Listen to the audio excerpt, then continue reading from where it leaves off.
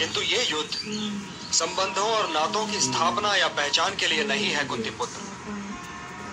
अपने कर्तव्य को पहचानो और तब निर्णय लो, क्योंकि निर्णय तो तुम्ही को लेना पड़ेगा। यदि तुम ये चाहते हो कि निर्णय मैं लूं और तुम इस युद्ध के उत्तरदायित्व से बच जाओ, तो ये नहीं होगा पार्थ, कदापि नहीं होगा,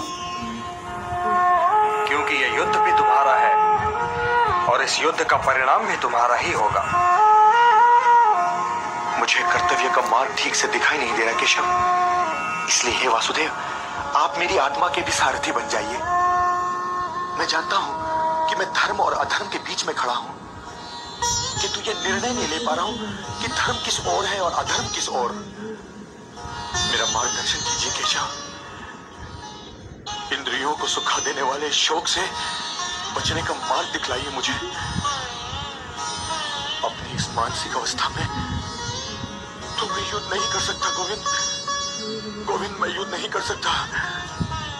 अशोचानन्वशोचस्त्वं प्रज्ञावादांश्च भाषसे गतासु नगतासुश्च नानुशोचन्ति पंडिताः। हाँ पार्थ, तुम्हारी शैली तो ज्ञानियों की ही है, किंतु बात तुम मूर्खों जैसी कर रहे हो। शोक करने से पहले ये तो देखो कि तुम जिनके लिए शोक कर रहे हो वे तो शोक के योग्य ही नहीं है। तो क्या पितामह या गुरुश्रेष्ठ आचार्य शोक के योग्य नहीं है केशव? यदि वे शोक के योग्य होते तो मैं ये कहता ही क्यों पार्थ।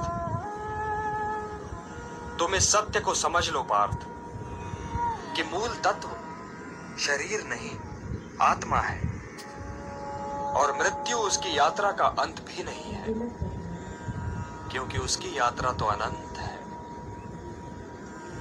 मृत्यु तो केवल एक पड़ाव है पार्थ, केवल एक पड़ाव।